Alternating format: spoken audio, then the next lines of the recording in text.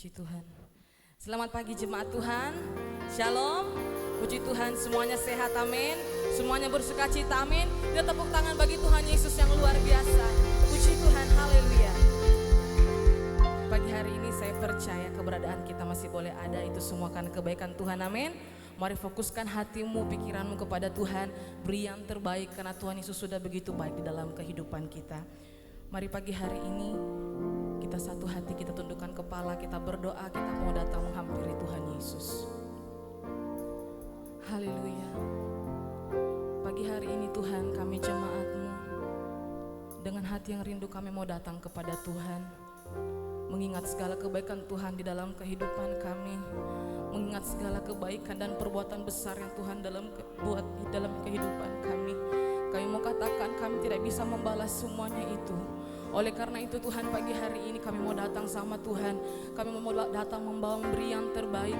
Kami mau datang membawa pujian dan penyembahan kami yang terbaik. Biarlah kiranya ya Tuhan, ibadah kami pagi hari ini menjadi ibadah yang berbau harum dan menjadi ibadah yang berkenan di hadapan Tuhan. Pagi hari ini Tuhan, kami percaya hanya Roh Tuhan yang ada di tempat ini. Tidak ada lagi kuasa yang lain, bahkan kami percaya dari depan sampai belakang sama-sama kami diurapi Tuhan, sama-sama kami diberkati Tuhan, sama-sama kami dijamah dan dilawati Tuhan. Kami percaya berkat kebenaran firman Tuhan itu menjadi bahagian kami. Ambil alih ibadah kami semuanya Tuhan Yesus pada pagi hari ini. Biarlah kiranya semuanya jadi di dalam nama Yesus. Kami buka ibadah kami Tuhan, kita Yesus beribadah kepada Tuhan, sama-sama kita katakan amin. Puji Tuhan.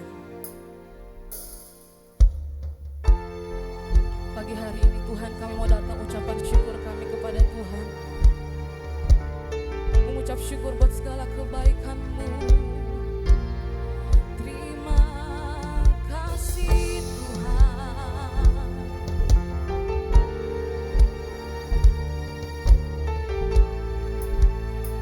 Mari dengan segenap hati sama-sama kita angkat pujian ini. Banyak yang Kau berbuat di dalam hidupku. Rancangan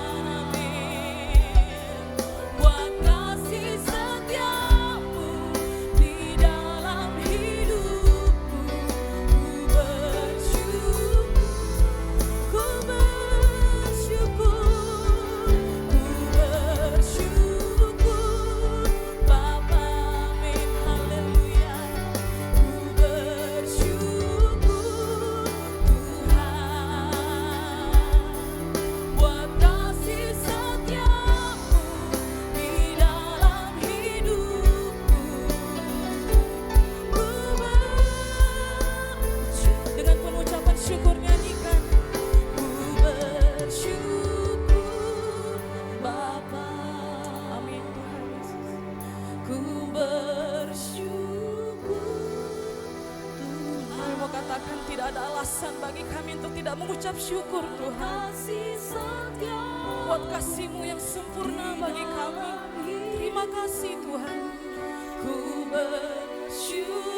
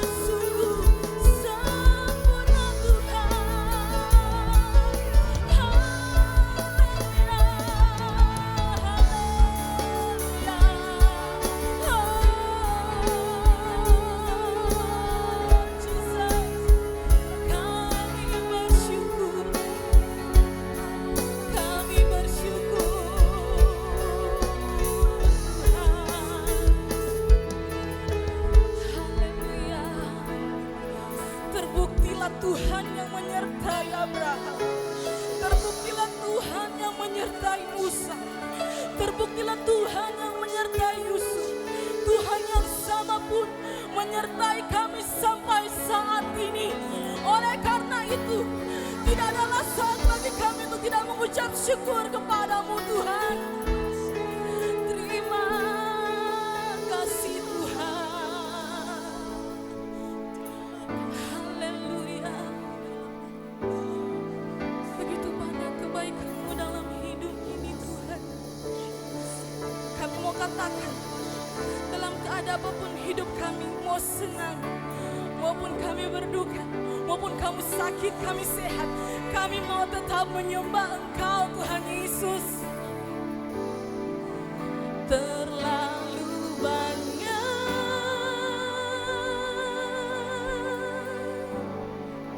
yang Tuhan telah beri.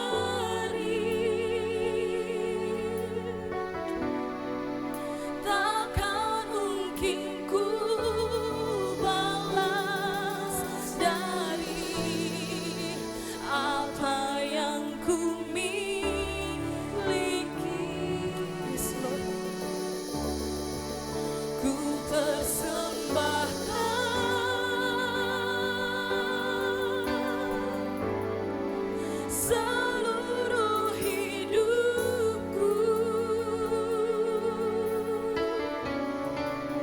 Dan ku tetap cinta, biar ku tetap setia untuk selamanya. Lebih lagi dengan ucapan syukur kau katakan, terlalu banyak, amin Tuhan Yesus, yang Tuhan telah beri. Takkan mungkin ku balas dari apa yang ku miliki. Ini hidup kami di hadapan-Mu, ku persembahkan seluruh hidupku, seluruh hidupku. Dan ku tetap cinta, biar ku tetap setia untuk selamanya. Dan ku tetap cinta, dan ku tetap cinta, biar ku tetap setia untuk selamanya. Jadikan ini pengakuan kita di hadapan Tuhan. Dan ku tetap cinta, biar ku tetap setia untuk yang cinta Tuhan, tepuk tangan yang terbaik bagi Allah kita. Haleluya. Benar Tuhan, dengan segenap hati kami, segenap jiwa dan kekuatan kami, lebih lagi kami mau bersorak bagi Engkau. Haleluya, puji Tuhan. Silakan duduk jemaat Tuhan. Haleluya. Saya percaya ketika roh Tuhan ada dalam kehidupan kita, maka kita cakap melakukan segala perkara. Amin. Yang percaya tepuk tangan bagi Allah kita yang luar biasa. Haleluya. Kami puji Engkau pagi hari ini Yesus. Engkau yang terbaik, Engkau yang terbesar. Haleluya. Puji Tuhan.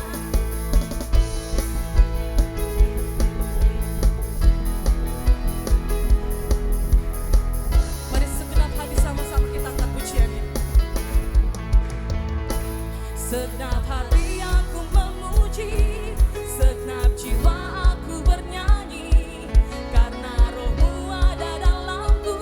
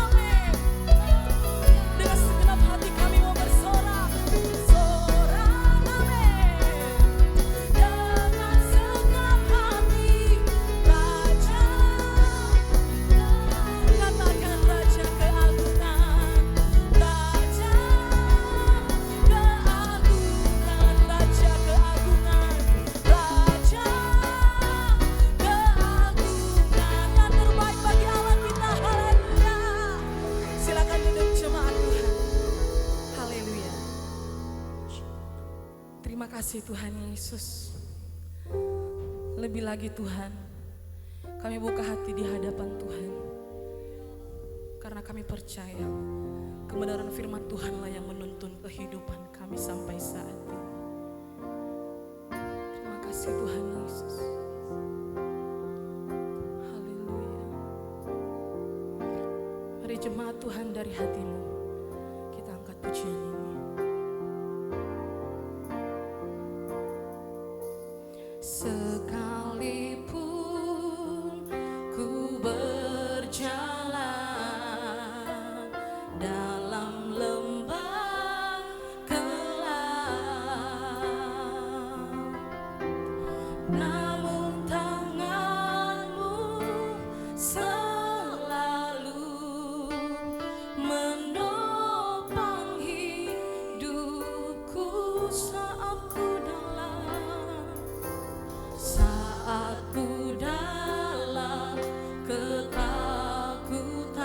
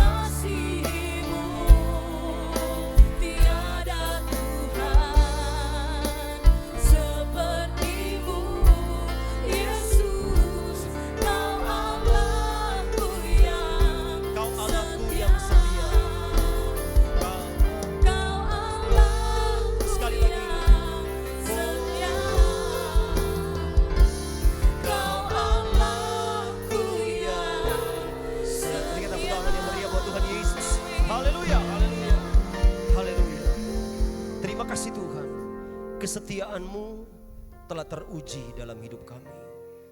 Dalam keadaan yang seperti sekarang ini, kalau kami masih ada di sini, bukti kesetiaan-Mu menjagai, melindungi kami. Kami telah beribadah, kami memberi yang terbaik lewat hidup kami, lewat hati kami. Dan kami mau terus dituntun dengan kebenaran. Ungkapkan apapun yang jadi isi hati Tuhan, supaya kami semakin indah di pandangan Tuhan. Kami terbuka untuk kebenaran ini. Di dalam nama Tuhan Yesus Kristus. Haleluya. Amin. Silakan duduk jemaat Tuhan. Puji Tuhan. Shalom. Tuhan Yesus pasti berkati kita berlimpah-limpah. Amin. Puji Tuhan. Satu kebenaran yang akan kita dengarkan bersama. Mari kita buka di dalam suratan Yakobus pasal yang ketiga. Suratan Yakobus pasal yang ketiga, perhatikan dari ayatnya yang ke-13. Ayat 13 sampai ayatnya yang ke-18. Saya akan baca, Bapak Ibu bisa mengikuti di dalam Alkitab masing-masing. Yakobus 3 ayat 13 sampai 18. Yang sudah dapat katakan amin. Saya baca, hikmat yang dari atas. Siapakah di antara kamu yang bijak dan berbudi? Baiklah ia dengan cara hidup yang baik, menyatakan perbuatannya oleh hikmat yang lahir dari kelemah lembutan. Jika kamu menaruh perasaan iri hati dan kamu mementingkan diri sendiri, janganlah kamu memegahkan diri dan janganlah berdusta melawan kebenaran. Itu bukanlah hikmat yang datang dari atas, tetapi dari dunia, dari nafsu manusia, dari setan-setan. Sebab di mana ada iri hati dan mementingkan diri sendiri, di situ ada kekacauan dan segala macam perbuatan jahat.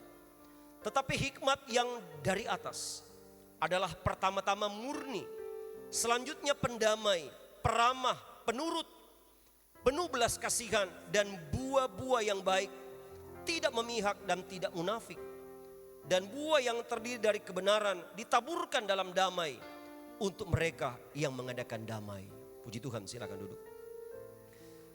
Kebenaran hari ini kita bungkus di dalam satu tema, hikmat untuk memecahkan masalah.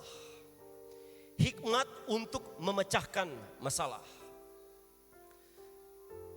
Saya yakin kita semua pernah mengalami apa yang namanya masalah. Mungkin hari-hari ini kita diperhadapkan dengan persoalan, ada masalah bahkan bukan cuma satu. Mungkin belum selesai yang satu, datang lagi yang lain.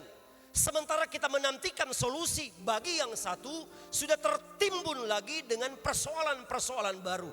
Bahkan kita tidak tahu kira-kira besok ada masalah apa lagi.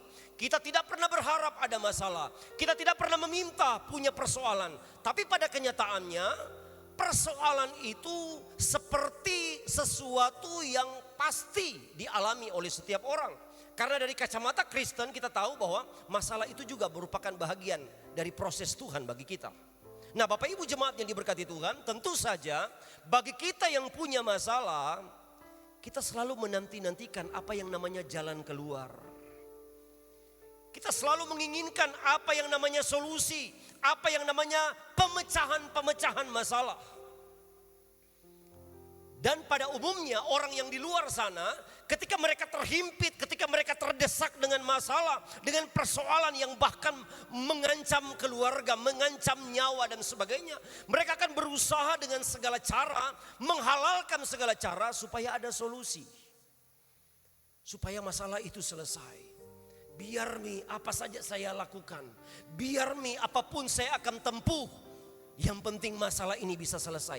Padahal belum tentu juga selesai. Jadi mereka berusaha di luar sana mengambil atau melakukan apa saja. Yang penting persoalan itu terpecahkan, pergumulan itu terselesaikan. Tetapi khusus bagi orang percaya, khusus bagi orang Kristen, kita pun yang punya masalah. Yang saya tahu kalau kita setia dengan Tuhan, tentu saja semua atas izin Tuhan. Kita harus akui ini, amin. Tidak ada sesuatu yang tanpa sepengetahuan Tuhan, amin. Karena Tuhan bilang sebelum kita merasakan, Dia terlebih dahulu merasakan. Bahkan Alkitab katakan persoalan yang kita alami, pergumulan yang kita alami, Kita tidak perlu takut karena Tuhan tidak akan memberi melebihi dari kekuatan kita. Artinya semua selalu dipantau oleh Tuhan. Selalu dikontrol oleh Tuhan. Artinya bahwa kita memang mungkin punya masalah. Hari-hari ini kita punya masalah. Tapi di dalam pemecahan masalah, ketika kita mencari jalan keluar, Alkitab selalu katakan harus sesuai dengan firman Tuhan. Harus sesuai dengan firman Allah. Nah, setiap pemecahan masalah selalu butuh hikmat. Siapapun itu. Hikmat itu selalu kan timbul di dalam pikiran. Sekali lagi, hikmat itu timbul dari pikiran. Siapa bilang orang Kristen tidak butuh logika? Butuh dong. Kita di sekolah kok pakai logika, betul tidak? Anak-anak SD butuh logika, SMP, SMA. Kita dengar firman Tuhan butuh logika untuk tangkap maksud Tuhan. Tapi tentu saja terima dengan iman. Amin. Karena ada beberapa pengajaran-pengajaran firman yang memang menembus logika. Sesuatu yang tidak masuk akal. Sesuatu yang tidak logis. Air menjadi darah. Kesembuhan tiba-tiba. Sekarang ilmu pengetahuan tidak mengakui itu. Tapi iman Kristen mengakui itu. Amin. Nah, ini yang saya katakan tadi, terima logika, tetapi kita harus tangkap dengan logika maksud saya, tapi terima, kita kelola dengan iman kita, dikala itu membentur sesuatu yang mustahil. Sebab itu ada yang namanya mujizat. Mujizat artinya terobosan kepada hukum alam. Apa yang sudah dibatasi oleh manusia, maka mujizat melampaui tembok-tembok batas ketidakmungkinan itu. Nah, Bapak Ibu jemaat yang diberkati Tuhan, jadi kita butuh hikmat. Sekarang persoalannya begini, pertanyaannya begini. Kalau selama ini kita ketika berhadapan dengan masalah, kita butuh hikmat. Kita berusaha cari hikmat. Sekarang pertanyaan, hikmat siapa yang kita pakai? Ketika ada masalah hari-hari ini, hikmat mana yang kita pakai? Karena kalau segala yang kita pakai hikmat bukan yang datang dari atas atau dari Tuhan, pasti dampaknya itu negatif. Pasti tidak memberikan jalan keluar. Pasti justru akan menambah masalah baru, melahirkan masalah baru. Tapi kalau hikmat dari atas, dia menyelesaikan masalah. Melebihi dari motoh pegadaian. Mengatasi masalah tanpa masalah. Orang-orang yang tersenyum sudah terbiasa masuk ke situ. Apalagi yang diam-diam. Haleluya. Tuhan mampu menyelesaikan masalah kita dengan sempurna. Asal kita pakai hikmat yang dari atas. Karena ayat 15 bilang begini. Coba perhatikan ayat 15 dalam Yakobus 3. Itu bukanlah hikmat yang datang dari atas, tetapi dari dunia, dari nafsu manusia, dari setan-setan. Artinya bahwa dalam pembacaan kita ini saja dibagi ada 4 hikmat. Yang pertama hikmat yang dari dunia, yang kedua hikmat nafsu manusia, yang ketiga hikmat setan-setan. Wah, ada hikmat setan-setan. Dan yang keempat adalah hikmat yang datang dari atas, yang datang dari Tuhan. Dan kita harus menyadari bahwa hikmat manusia, hikmat kita, di pikiran kita diperebutkan oleh 2 kekuatan. Berusaha dimasuki oleh 2 hikmat yang datang dari atas. Dari sorga dan dari kuasa kegelapan di angkasa raya. Dan kita harus tahu, kalau kuasa, hikmat yang dari atas, yang dari Tuhan, dia akan datang apabila kita mengundang, kita meminta hikmat dari Tuhan. Kita harus tahu bahwa hikmat yang datang dari Tuhan itu akan berdampak sangat besar, sangat luar biasa. Salomo sangat menyadari ini. Kita sudah sangat tahu kan cerita Salomo. Salomo sangat menyadari bahwa kekayaan terbesar, harta terbesar dalam dirinya, dalam pribadinya bukan apa-apa. Dia kesampingkan dulu untuk minta harta. Dia kesampingkan dulu untuk minta jabatan. Dia kesampingkan dulu untuk minta kemuliaan. Tapi ketika Tuhan tanya, apa yang kau minta? Aku minta hikmat. Justru hikmat yang dimiliki oleh Salomo, yang Tuhan karuniakan, yang Alkitab katakan, tidak ada seorang pun yang punya hikmat seperti Salomo dari dahulu sampai akan seterusnya. Dan hikmat Salomo membawa kejayaan yang luar biasa. Dia terkenal di mana-mana. Terjadi penaklukan yang luar biasa. Dan bahkan ketika dia mengatasi masalah, dia mengatasi persoalan-persoalan dengan begitu bijak.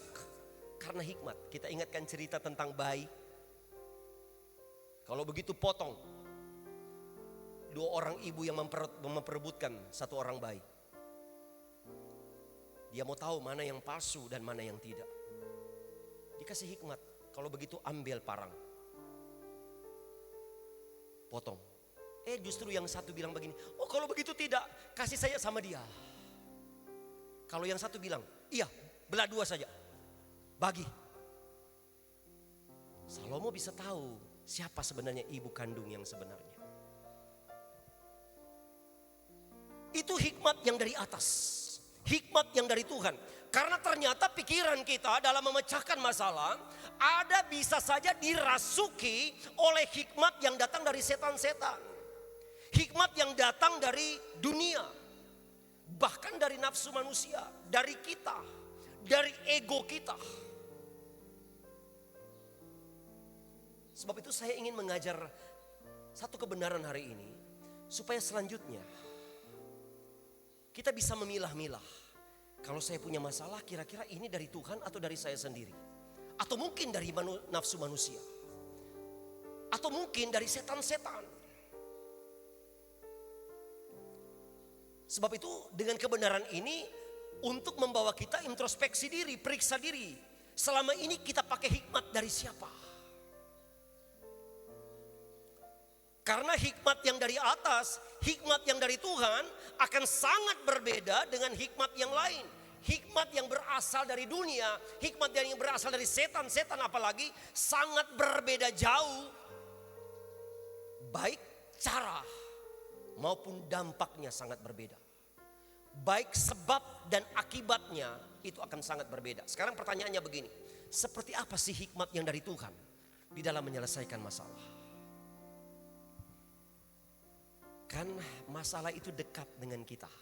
Amin. Bahkan biasa itu masalah menempel di tubuh kita. Bahkan ada suami mungkin ketika melihat istri sebagai sumber masalah. Bahkan begitu sebaliknya. Istri melihat dia pulang itu masalah.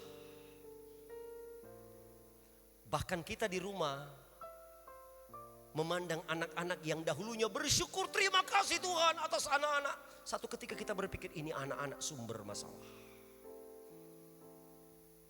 Papa urus anakmu. Loh bukan juga anakmu. Karena kita memandang itu sebagai masalah.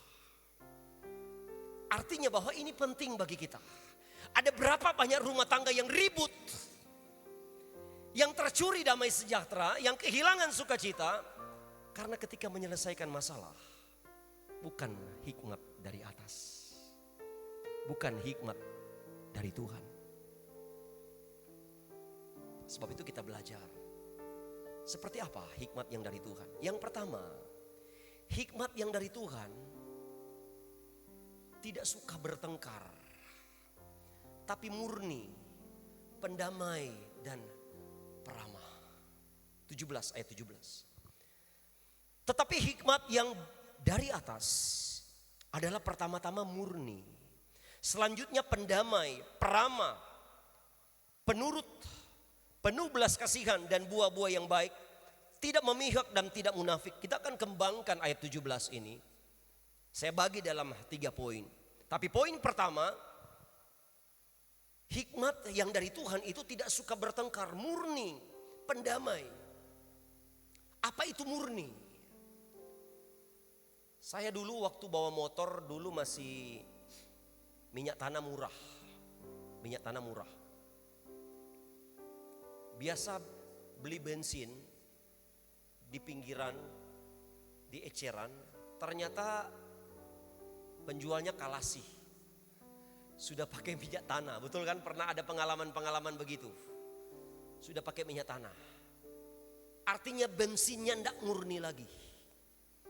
Ketika bensinnya tidak murni, kerugiannya besar loh. Bukan hanya sekedar jalannya kendaraan tersendat-sendat. Bisa merusak mesin. Kok motornya berasap knalpotnya. Dampaknya tidak bagus. Bisa mesin berumur pendek. Bisa akan timbul masalah-masalah baru dalam perjalanan. Kenapa? Bensinnya tidak murni.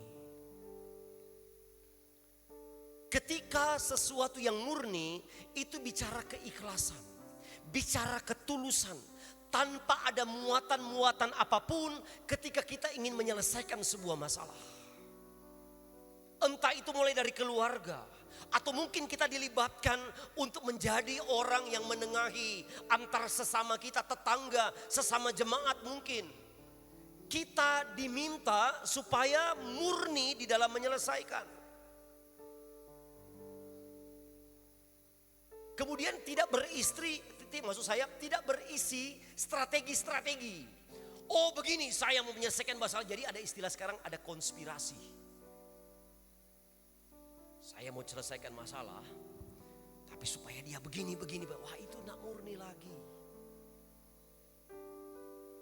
Jelas kita suka agar supaya terjadi sebuah kedamaian, sesuatu yang baik tercipta. Kita berusaha bagaimana supaya benar-benar hati yang murni. Karena saya yakin di hati kita yang banyak dengar firman Allah, yang jadikan firman Allah rema, hati nurani kita terbentuk. Amin. Hati nurani ini terbentuk oleh firman. Maka bergeraklah sesuai hati nurani. Pilkada saja bilang pilih sesuai dengan hati nurani.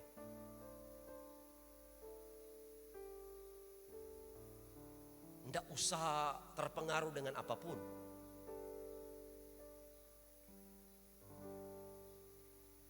Ketika pun kita menyelesaikan sebuah persoalan sesuai dengan hati nurani. Karena itu yang paling dalam, yang seringkali bertentangan dengan apa yang ada di pikiran kita. Karena biasanya sekali lagi saya katakan bahwa Roh Kudus itu bicara lewat hati nurani. Dan seringkali dalam pikiran dia membela diri. Ego kita bicara lewat pikiran, tapi Tuhan bicara lewat hati nurani. Sebab itu selalu katakan, dengar hati nurani kita. Pikiran biasanya banyak menipu. Kenapa? Karena pikiran kita biasanya banyak diboncengi oleh ego kita, nafsu manusia. Tetapi hati nurani, tempat kediaman yang indah bagi Roh Kudus untuk selalu kontrol hidup kita. Orang yang selalu mengedepankan hati nurani, yang selalu mendengar kata dari hati nurani oleh Roh Kudus yang berbicara, sering dibahasakan sebagai tawanan roh, diikat dan dikontrol oleh Roh Kudus.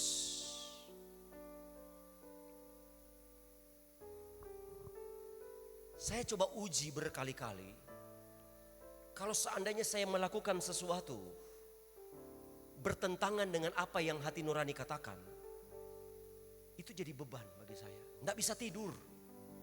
Aduh, kenapa saya tidak lakukan yang ini? Aduh, kenapa saya bisa lakukan yang itu ya? Loh, kok kenapa saya tidak bilang ya yang ini ya? Loh, kenapa saya bisa kok lakukan dan bicara yang itu ya? Karena ternyata tidak sesuai dengan hati nurani. Karena Roh Kudus selalu datang kepada kita untuk mengingatkan. Nah, Bapak Ibu jemaat yang diberkati oleh Tuhan Yesus Kristus, jadi itu yang dikatakan murni. Kemudian pendamai. Pendamai artinya di dalam dirinya itu ada sebuah citra Allah sebagai peacemaker, artinya untuk mendamaikan. Kristus datang ke dunia untuk mendamaikan perseteruan antara manusia dengan Tuhan. Amin. Lewat darah Yesus. Permusuhan yang terjadi sejak Taman Eden, di mana manusia kehilangan kemuliaan Allah. Tapi dengan darah Tuhan di atas kayu salib, yang dahulunya jemaat itu kalau mau menghadap Tuhan ada tirai yang tidak boleh ditembus oleh siapapun kecuali imam besar. Tetapi kematian Tuhan, ketika Yesus mati di Golgota, tabir bait Allah terbelah dua, supaya kita bisa langsung menghadap Tuhan, untuk bermohon kepada Tuhan. terjadi pendamaian antara Tuhan dan manusia. Nah, kita ini citra Allah yang mengaku dia anak Tuhan, yang mengaku dia bahwa Yesus ada dalam dirinya. Sebenarnya kita pun harus ada peacemaker. Artinya di mana yang tidak ada damai, kita ada di situ jadi damai. Sesuatu yang lagi panas, kita berusaha untuk dinginkan. Sesuatu yang lagi ribut, yang lagi gusar, kita datang untuk tenangkan. Kita tidak datang untuk mengompor-ngompori, kita tidak datang untuk menghasut, kita tidak datang untuk membuat tambah parah, tambah bertengkar. Tapi berusaha keras. Bagaimana caranya agar supaya betul-betul terjadi damai? Ini hikmat yang dari atas. Begitupun dengan suami istri. Bagaimana caranya agar supaya berujungnya itu damai? Siapa bilang sih? Karena proses dalam sebuah pernikahan tidak satu kali satu, kemudian langsung betul-betul satu. Tidak semudah kita bilang satu kali satu. Sebab itu Alkitab katakan pernikahan itu seumur hidup. Karena dalam sebuah penyatuan yang lama. Dulu waktu pacaran bergandengan. Waktu 1-2 anak, satu di depan, satu di belakang. Betul? Itu kan yang terjadi. Waktu pacaran, kena batu sedikit, rasa-rasanya memarahi itu batu. Awas itu batu. Tapi kalau sudah 2 anak, 3 anak, di mana matamu? Tetapi ketika terjadi sebuah proses penyatuan yang lama, coba lihat, semakin jadi oma opa kemana-mana bersama-sama, betul? Kok tidak lengkap kalau tidak bawa si dia? Iya kan? Bahkan walaupun tinggal pakai tongkat, ada oma di samping yang jagai. Penyatuan itu memang lama.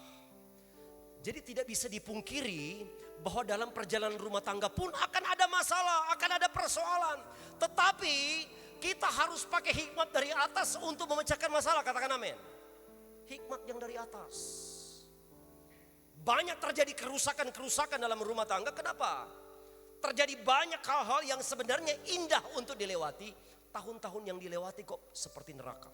Yang biasanya rumahku adalah istanaku, rumahku jadi nerakaku. Kenapa? Bukan lembaganya yang salah.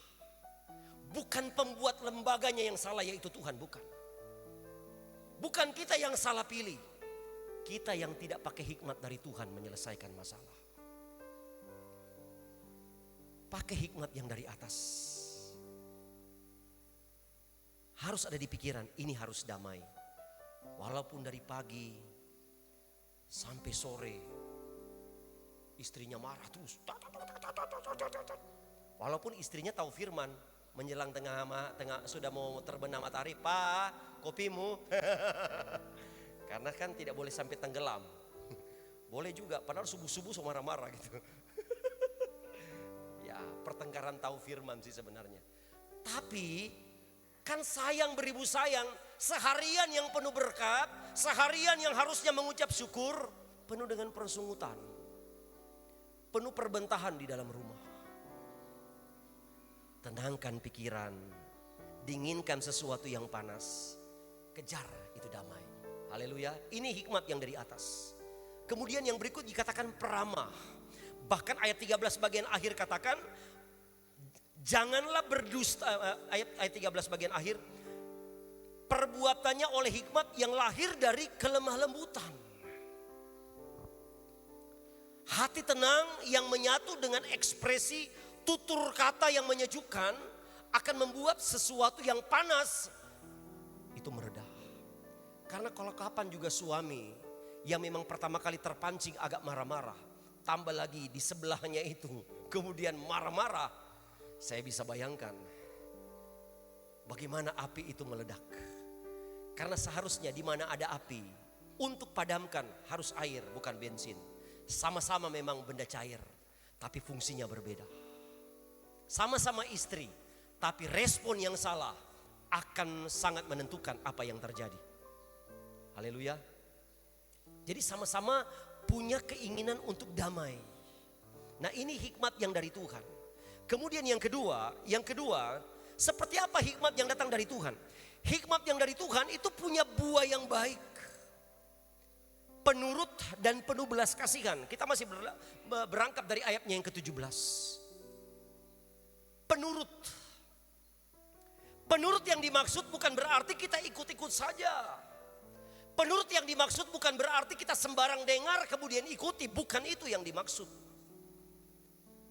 Tetapi Alkitab katakan bagaimana kita agar supaya tidak berdusta melawan kebenaran. Artinya kita tidak berseberangan dengan kebenaran. Penurut tetapi penurut kepada kebenaran. Mau diatur tapi diatur oleh kebenaran. Mau diatur oleh para pemegang otoritas kita di dalam keluarga. Tidak bisa dipungkiri dalam keluarga. Pemegang otoritasnya adalah suami. Tidak bisa dipungkiri. Itu Alkitab, itu lembaga yang Tuhan buat, yang memang Tuhan sudah taruh bahwa suami itu akan menjadi kepala, menjadi imam di dalam keluarga.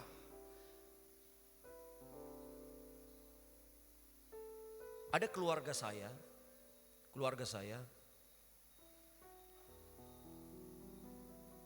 dua-duanya polisi, suami istri polisi.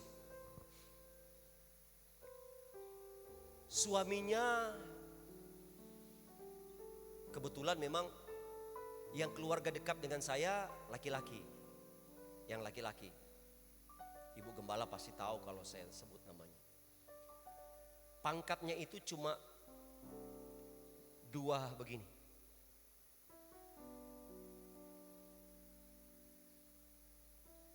Tetapi istrinya, pada waktu mereka pindah ke Bandung, istrinya itu sudah AKBP. AKBP loh, 2 bunga. Sekarang setara dengan Kapolres.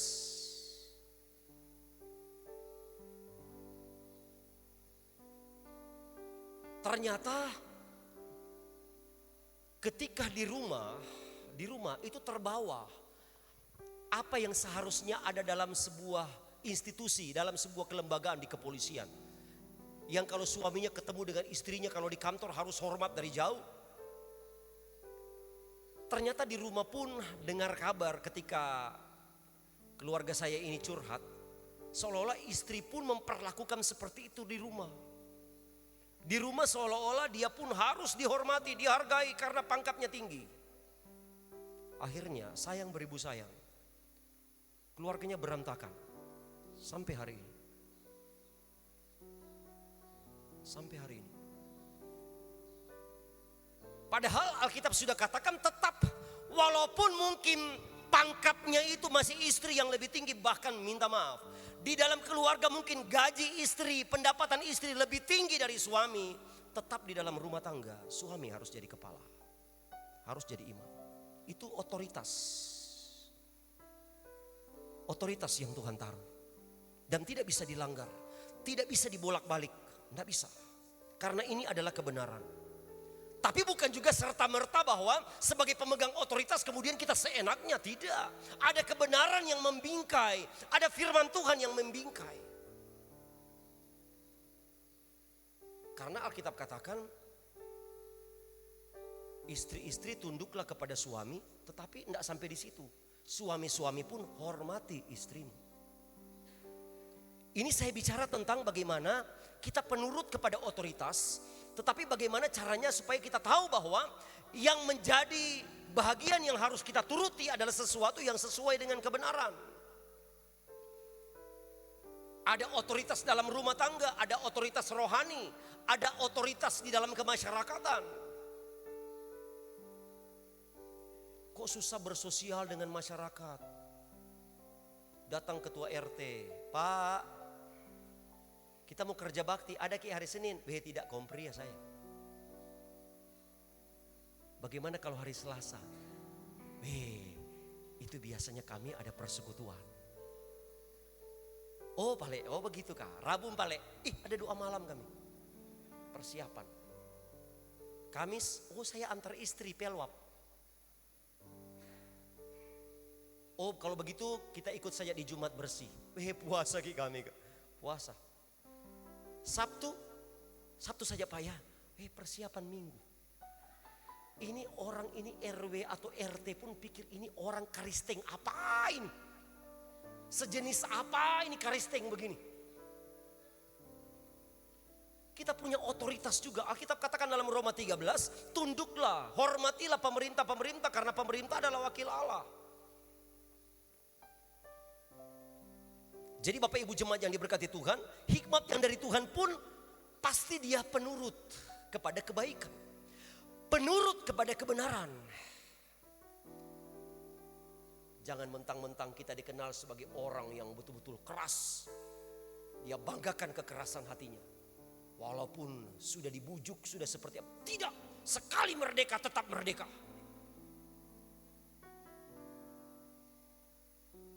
Mama jangan ganggu saya. A tetap A. B tetap B. Silakan kepada prinsip kebenaran. Tapi kalau bukan kebenaran, hikmat apa yang kita pakai? Berikut penuh belas kasihan. Penuh belas kasihan artinya berkali-kali mungkin kita diperhadapkan dengan masalah yang sama. Tapi tetap ada belas kasihan. Bukan berarti sudah tidak ada ampun bagimu. Karena Tuhan Yesus pun mengajarkan belas kasihan. Segala sesuatu mujizat yang terjadi dalam Alkitab selalu dimulai dengan belas kasihan Tuhan. Bahkan ketika orang itu pun bukan dikategorikan sebagai orang Yahudi. Bukan digolongkan sebagai orang percaya. Tetapi ketika dia berseru-seru, guru-guru, Alkitab katakan, maka tergeraklah Yesus dengan belas kasihan. Itu pun harus ada pada kita. Karena Alkitab katakan, hendaklah dalam hidupmu bersama menaruh pikiran dan perasaan yang sama yang terdapat dalam Kristus Yesus. Pikiran dan perasaan, bicara logika Tuhan, hikmat Tuhan, itu harus turun ke kita. Bagaimana caranya agar supaya ini betul-betul, siapa sih di sini kemudian tidak ada gesekan? Siapa di sini yang tidak ada perselisihan? Karena Alkitab katakan memang itu sudah terjadi dan pasti terjadi. Cara Tuhan untuk memproses kita yaitu ketika besi menajamkan besi, manusia menajamkan manusia. Amin.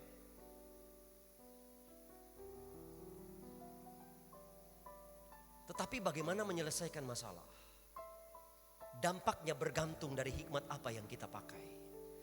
Kalau kita pakai ego kita, kita pakai keakuan kita, jangan mimpi itu bisa selesai. Itu akan sangat berlarut-larut. Persoalan yang hanya sepele itu bisa berlarut-larut. Persoalan yang hanya 1 jam 2 jam selesai bisa 1 minggu 2 minggu, bisa 3 minggu tidak selesai-selesai. Apalagi kalau kita sudah pakai hikmat setan. Hikmat setan-setan Alkitab katakan dampaknya buruk, persoalannya tambah besar. Tidak pernah sesuatu yang baik akan mendekat. Kemudian berikut, miliki buah yang baik. Hikmat itu timbul pada pikiran, saya katakan tadi. Hikmat itu timbul pada pikiran. Nah, pikiran kita yang penuh hikmat, ibarat pohon hikmat yang biarlah menghasilkan sesuatu buah yang baik. Sebab itu dalam Filipi 4 ayat 8, Filipi 4 ayat 8 bilang begini, jadi akhirnya saudara-saudara, semua yang benar, semua yang suci, semua yang mulia, semua yang adil, semua yang suci, semua yang manis, semua yang sedap didengar, semua yang disebut kebajikan dan patut dipuji, pikirkanlah semuanya itu. Itu harus bergerak dan menguasai pikiran. Kalau ini semua menguasai pikiran, yang bisa dikatakan tempat pergerakan logikanya ini dikuasai yang ini, buah-buah ini menguasai semua dinamika pikiran kita, maka semua yang keluar dari sini pasti semua yang baik, yang benar, yang mulia, yang suci. Tidak ada sesuatu yang kotor. Tidak ada sesuatu yang tidak manis. Tidak ada sesuatu yang tidak sedap untuk didengar. Karena memang buah-buah di pikiran kita itu seperti ini. Bukan hanya sekedar kita berpikir supaya diri kita selalu berpikir yang baik, berpikir yang manis. Tapi ketika kita berhadapan dengan masalah, yang saya katakan tadi, kita dekat dengan masalah-masalah ini. Bagaimana caranya menyelesaikan masalah? Pikiran ini harus kita kontrol. Saya pernah khotbahkan, silakan kita pelihara merica, silakan pelihara hewan, silakan, tetapi yang lebih penting, pelihara pikiran kita. Itu yang kedua. Yang ketiga, yang terakhir, hikmat yang dari Tuhan selalu adil. Selalu adil. Alkitab katakan tidak memihak dan tidak munafik. Netral, artinya kita bukan hanya membela kepada seseorang yang kita senangi saja. Kita tidak memihak secara subjektif, tetapi objektif.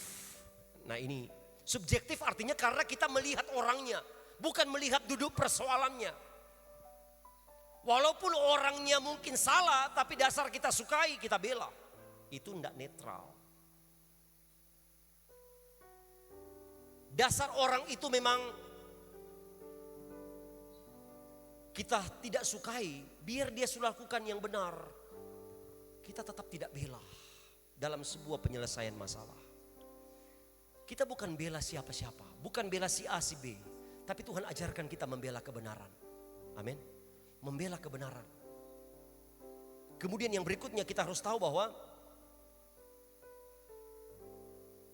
tidak munafik kata Alkitab. Kita sudah tahu arti munafik. Munafik artinya kita bermuka dua setiap ada masalah. Kita baik di depan, tapi beda di belakang. Bahkan kalau kita menjadi penengah kepada yang satu dan kepada yang lain. Kepada yang satu kita ngomong, kau yang betul, dia yang salah. Apa sih masalahmu begini. Oh iya, pergi lagi di sebelah. Oh iya, kau saya lihat kau yang betul, dia yang salah. Karena dia bilang kau begini. Akhirnya persoalan tambah rumit. Tambah persoalan yang hebat. Semakin bertengkar. Karena kita akhirnya bermuka dua dengan orang-orang.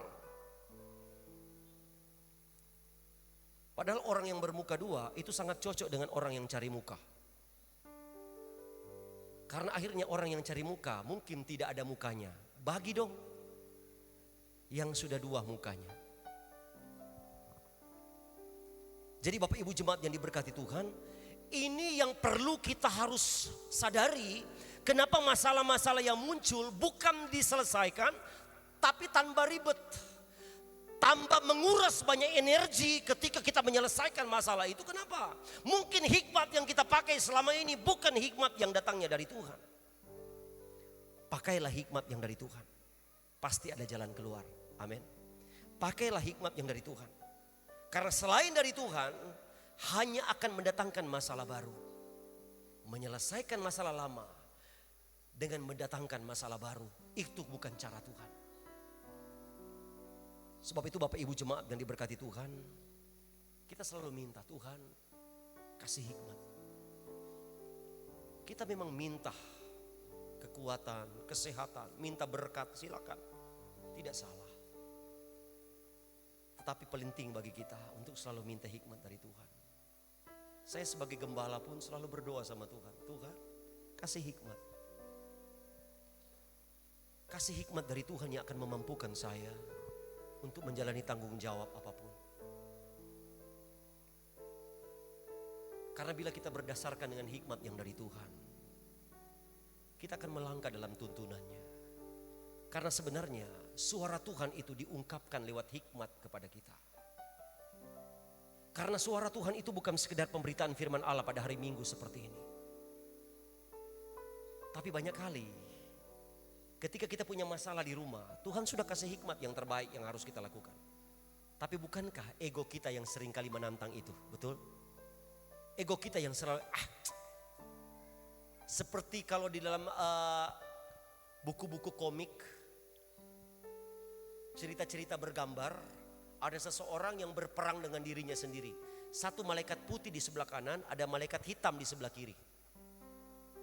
Saling bertengkar. Kira-kira siapa yang menang?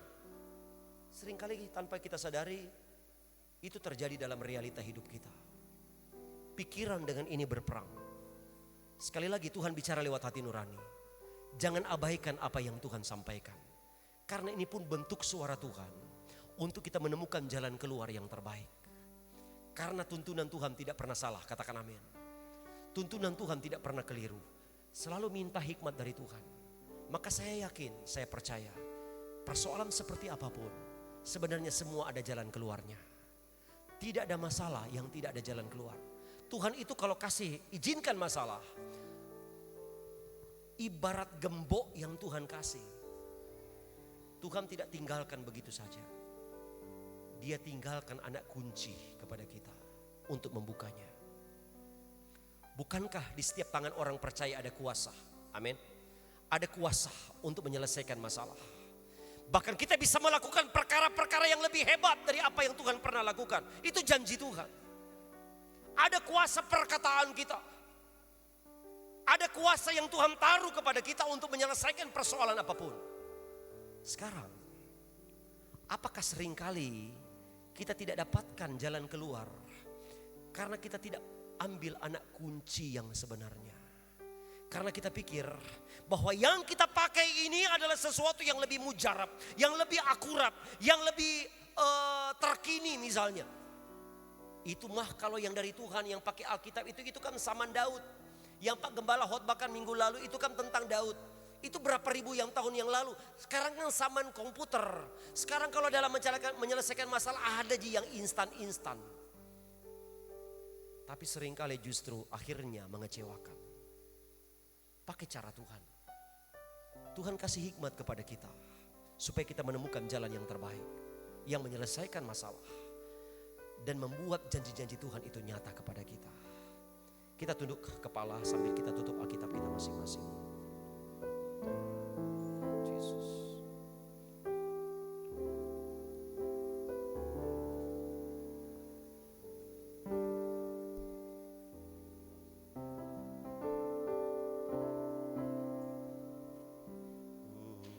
Tak dapat jalan sendiri.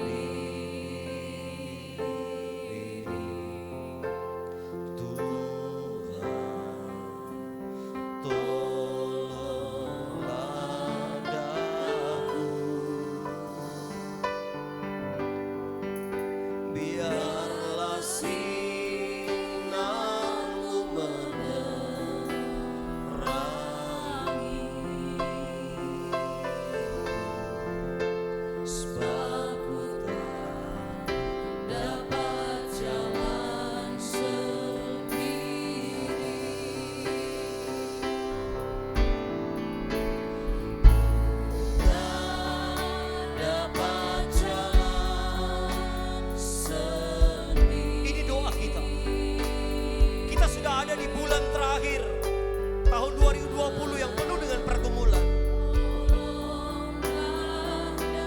Kesukaran belum selesai. Ancaman belum berakhir. Kita minta Tuhan pimpin kita. Tuhan tidak biarkan kita. Kita minta hikmat dari Tuhan yang mengantar kita keluar dari masalah-masalah. Bahkan sebagai pemenang di tahun 2020 melompat di 2021. Lagi. Sambil kita bangkit berdiri semua jemaat Tuhan. Dapat jalan. Katakan sama Tuhan dengan kerendahan hatimu. Akui kau butuh Tuhan. Kau perlukan Tuhan. Tuhan katakan, bagi mereka yang berseru aku datang. Kepada mereka yang berseru-seru aku menjawab.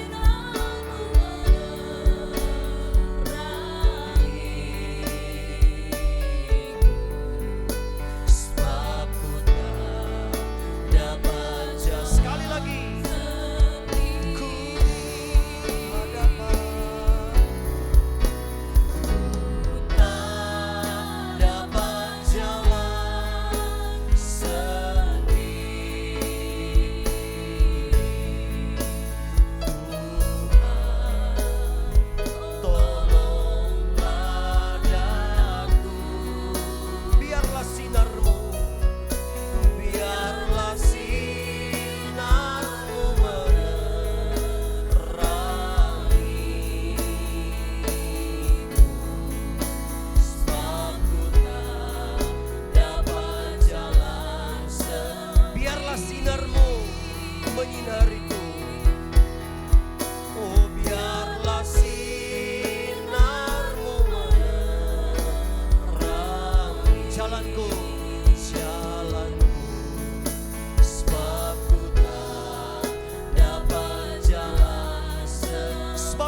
dapat jalan sendiri. Sebab ku tak dapat jalan sendiri. Sembah Tuhan, sembah di dalam doa, sembah dalam penyerahan, sembah dalam pengakuan bahwa kita butuh Tuhan, kita perlukan Tuhan. Jesus, Jesus, Jesus. Oh, Tuhan, kami perlukan Engkau.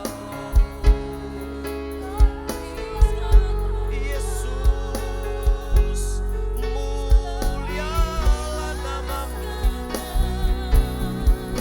Bapa, terpujilah Engkau. Glory, glory, glory. Mulialah nama-Mu. Yarala, yarala, matakana, yarala, yana, yase. Yarala, yatakana, yasik, yarala, yana.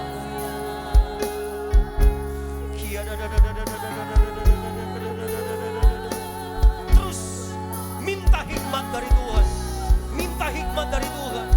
Itu sumber dari setiap pemecahan masalah, apapun masalahmu. Ya, ya Yesus, Jesus, Jesus. Mulialah nama-Mu. Bapa, terpujilah Engkau. Kiara lama takkan ayah namanya sekarang ayah dan namanya. Makasih Tuhan. Iya Roh Kudus. Kidai takkan ayah sik takkan ayah lama takkan. Kidai lama takkan ayah sik iya lama takkan ayah.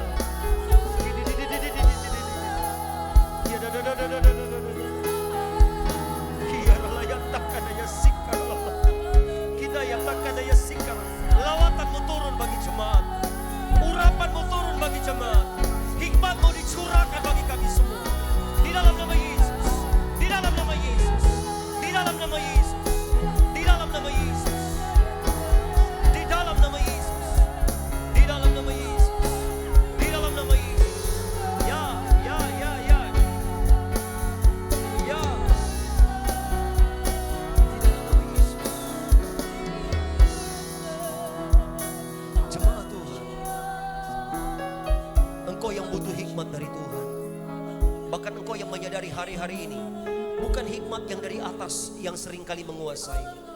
Dan engkau bermohon supaya benar-benar apa yang kau akan pakai nanti ke depan adalah betul-betul hikmat yang datang dari Tuhan. Tadakan tangan. Bapak, engkau lihat tangan-tangan yang terbuka dan terangkat. Kami butuh hikmat dari engkau. Bahkan ketika menyelesaikan masalah persoalan kami, persoalan di dalam rumah tangga, persoalan pekerjaan kami, dalam usaha kami,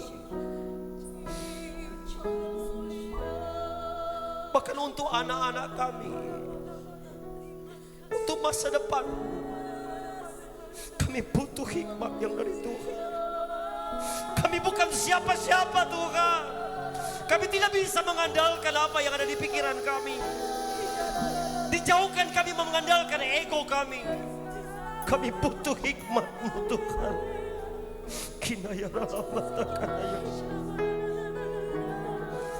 Turun hikmat-Mu bagi semua jemaat. Di dalam nama Yesus. Di dalam nama Yesus. Mulai sejak ini firman ini disampaikan, ada banyak jalan keluar yang kami temukan. Mulai firman ini kami lakukan, ada banyak penyelesaian yang luar biasa. Ada banyak jalan keluar yang luar biasa yang kami dapatkan, yang datangnya dari Tuhan. Haleluya, haleluya, haleluya. Terima kasih Tuhan atas kebenaran, tuntunan yang sempurna bagi kami, supaya kami mengerti apa yang Tuhan mau di dalam kami menyikapi jalan hidup kami. Terima kasih Bapa, terima kasih atas firman-Mu. Selanjutnya saat ini kami akan letakkan korban persembahan kami yang mengembalikan milik Tuhan. Kami percaya semua yang kami lakukan dengan penuh keikhlasan, di dalam ketaatan kami terikat dengan kebenaran. Kami lakukan semuanya dalam nama Yesus. Haleluya. Amin. Silakan duduk jemaat Tuhan. Dan untuk penyampaian Rabu kita tetap ada share panduan doa, karena saya yakin tidak membatasi kita untuk tetap berdoa di keluarga masing-masing. Dan disampaikan bahwa ada beberapa informasi yang waktu lalu yang memang terlambat didapatkan. Sebenarnya ada salah satu anggota keluarga kita yang berduka cita. Anggota keluarga jemaat kita, Bapak Odo. Ternyata orang tua yang pernah bikin syukuran di rumahnya itu sudah meninggal minggu lalu. Tetapi sampai hari ini saya berusaha untuk mencari menghubungi, tetapi tidak bisa terhubung. Tetapi tetap karena itu adalah orang tua kandung dari nanti kita mungkin dari diakonia akan berusaha untuk bagaimana kita bisa meringankan mereka dalam, atau setidaknya sebagai ungkapan rasa duka cita kita. Puji Tuhan, saya kira itu. Dan seperti yang saya sampaikan beberapa minggu yang lalu, bahwa memang ada rencana Natal kita hanya di tanggal 25 malam. Tetapi mungkin minggu depan kepastiannya apakah kita tetap bikin malam atau pagi, karena akan berdasarkan beberapa masukan. Karena memang saya pikir-pikir juga, sebelum ada masukan memang saya sempat berpikir bagaimana orang yang terbiasa open house dengan tetangga atau keluarga. Sebab itu minggu depan, minggu yang terakhir baru kepastiannya jamnya. Tetapi tentang tanggalnya tetap tanggal 25. Mengapa? Karena memang kita tidak buat tanggal selain 25, karena kalau selain tanggal 25 memang itu kita mengakomodir sebuah silaturahmi antar jemaat sewilayah. Tetapi sekarang kan dilarang. Jadi kalau memang cuma bikin sesama jemaat, nah kita setiap tanggal 25 tetap jamuan kasih.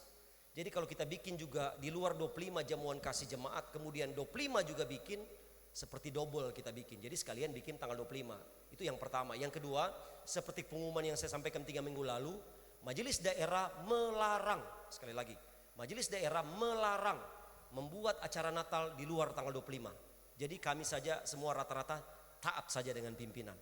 Cuma taat saja. Jadi sebab itu sebagian besar di wilayah ini memang tidak melakukan, karena surat edaran itu dari majelis daerah. Melarang membuat di luar tanggal 25 Desember.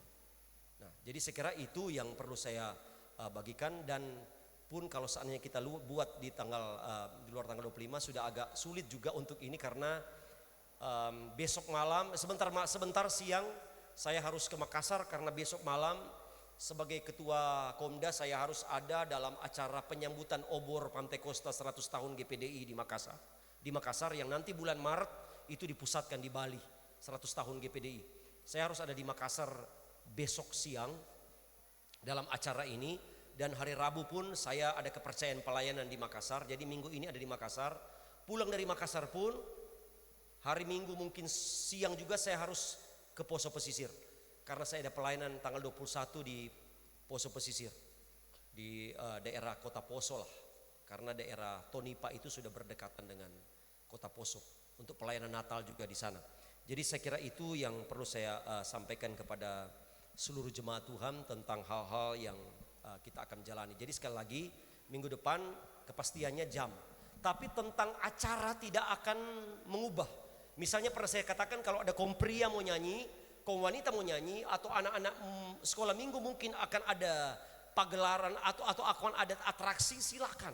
Mau bikin pagi pun boleh, mau bikin malam pun tidak ada masalah. 2 jam itu tetap dilakukan, dan tetap ada perjamuan kasih yang saya harap itu dibuat di rumah masing-masing. Bawa apa yang ada di rumah masing-masing. Tidak perlu harus standarnya daging, ya kan? Tidak perlu harus yang apa ya, kalaupun cuma lombok-lombok, yang penting daging ayam tidak ada masalah. Sama jadi. Maksud saya, apa yang ada di rumah sebagai bentuk kebersamaan kita. Karena biasanya yang menyatukan adalah hal-hal yang sedemikian, untuk kita saling bersilaturahmi. Jadi saya kira itu saja yang perlu saya sampaikan kepada seluruh jemaat Tuhan. Tidak ada yang lain lagi. Kita bangkit berdiri semua dan kita akan akhiri ibadah raya hari ini.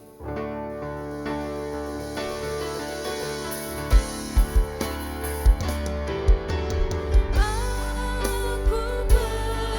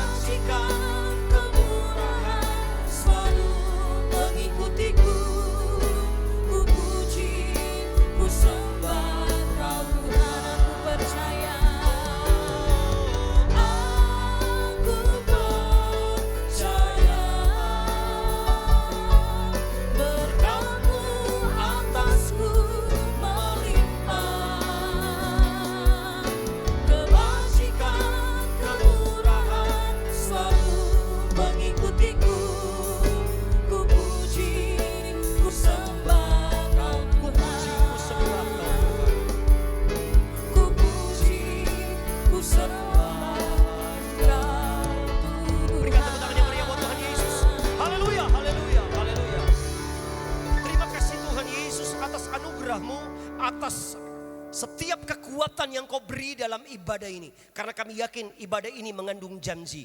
Ibadah ini sangat berfaedah bagi kami. Ibadah ini roti makanan kami diberkati. Minuman kami diberkati. Kami dijauhkan dari penyakit. Dan kalau ada penyakit kami dipulihkan, disembuhkan. Di dalam nama Yesus. Terima kasih Bapa. Kami doakan secara khusus kepada mereka yang Tuhan tambahkan usianya di minggu yang berjalan. Kami doakan baik Ibu Evelyn yang berhari ulang tahun. Kami doakan buat Ibu Risna yang berhari ulang tahun. Kami doakan buat Saudara Popang yang berhari ulang tahun. Kami lepaskan berkat-berkat baru bagi kekasih-kekasih ini di dalam nama Tuhan Yesus Kristus. Sebagai ibu rumah tangga semakin luar biasa mereka dengan penuh hikmat Tuhan. Sebagai tiang doa dalam keluarga. Bahkan menjadi ibu, menjadi istri, menjadi oma atau siapapun untuk menjadi bahagian dalam keluarga yang sungguh berdampak luar biasa. Kami yakin, kami percaya semakin Tuhan yang akan menyertai pada usia selanjutnya, mereka dapati tetap sehat, kuat dan diberkati Tuhan. Bahkan sebagai pemuda kami yakin Tuhan beri hikmat menggapai cita-cita, menggapai apapun yang diimpikan atas anugerah Allah. Sehat, kuat Tuhan jaminkan menjadi kado terindah dalam ulang tahun mereka. Kami katakan itu terjadi di dalam nama Yesus. Terima kasih Bapa di surga, terima kasih. Kami doakan pun mereka yang sakit. Kami doakan Saudari Devi yang dalam keadaan sakit. Kami doakan Bapak Intan yang dalam keadaan sakit. Dari tempat ini kami panggil namamu. Kami minta di dalam nama Yesus. Engkau Allah Yehova Rafa menyembuhkan. Dengan bilur-bilurmu engkau menyembuhkan penyakit-penyakit mereka. Kami katakan itu terjadi di dalam nama Yesus. Terima kasih Bapak. Kami doakan secara khusus keluarga Papa Odo yang berduka cita. Tuhan hiburkan mereka. Tuhan membuat mereka tetap tegar kuat di masa duka cita. Kami yakin Tuhan gantikan dengan sukacita, dengan penghiburan yang sejati. Karena Tuhan punya banyak cara untuk menghibur mereka. Kembalikan dengan selamat sejahtera ketika harus kembali ke Tabarano. Terima kasih Bapa di sorga. Sepanjang minggu yang kami hadapi adalah minggu berkat bagi kami. Dan kami percaya dan kami yakini semua tugas pekerjaan kami yang berbeda-beda disertai dan diberkati Tuhan. Baik jemaat yang berdomisili di daerah sini, maupun mereka yang harus jauh bekerja, bahkan mereka yang menuntut ilmu jauh dari kami. Kami percaya semua dalam lindungan Tuhan, semua dalam penjagaan Tuhan, apalagi dalam kondisi yang hari-hari ini sulit, yang penuh dengan intimidasi dan ancaman-ancaman oleh penyakit dan sebagainya. Kami yakin semua keluarga besar GP di Bukit Hermon Tabarano terpelihara, terproteksi oleh darah Yesus. Terima kasih Bapa di sorga, terima kasih. Kami katakan pula bahwa semua hal yang coba merintangi kami minggu ini, kuasa kegelapan, roh-roh jahat di udara, penghulu setan, orang-orang kuat, bahkan praktik-praktik perdukunan, santet, bahkan segala sakit, penyakit, kelemahan yang disebabkan oleh virus, bakteri, jamur, sel-sel berbahaya, bahkan segala apapun juga yang mengintimidasi dan mencuri sukacita damai sejahtera ini, kami tolak, patahkan, hancurkan dalam nama Yesus. Kami rencananya akan ke Makassar, Tuhan tolong perjalanan, pelayanan selama di sana. Bahkan sampai nanti ketika akan ke Poso Pesisir, semua dalam lindungan Tuhan. Pemakaian maksimal dari Tuhan jadi bagian kami. Terproteksi oleh darah Yesus dan dijauhkan dari corona atau apapun juga. Kami katakan itu terjadi di dalam nama Yesus. Dan jemaat yang diberkati Tuhan, tadakan tangan kita masing-masing. Kiranya Tuhan memberkati dan melindungi engkau. Tuhan menyinari engkau dengan wajahnya dan memberi engkau kasih karunia. Tuhan menghadapkan wajahnya kepadamu dan memberi kau damai sejahtera. Hari ini, besok sampai Maranatha. Sehingga engkau tetap terjaga, terlindung. Melewati masa-masa corona. Melewati kesukaran dan krisis ekonomi. Dan engkau sebagai pemenang. Di dalam nama Tuhan Yesus Kristus. Kami akhiri ibadah raya yang luar biasa ini. Dan semua kita yang diberkati Tuhan katakan sama-sama. Amin. Selamat siang, selamat hari Minggu. Tuhan Yesus berkati. Selamat datang kepada mereka yang pertama kali baru ibadah di sini. Tuhan Yesus berkati.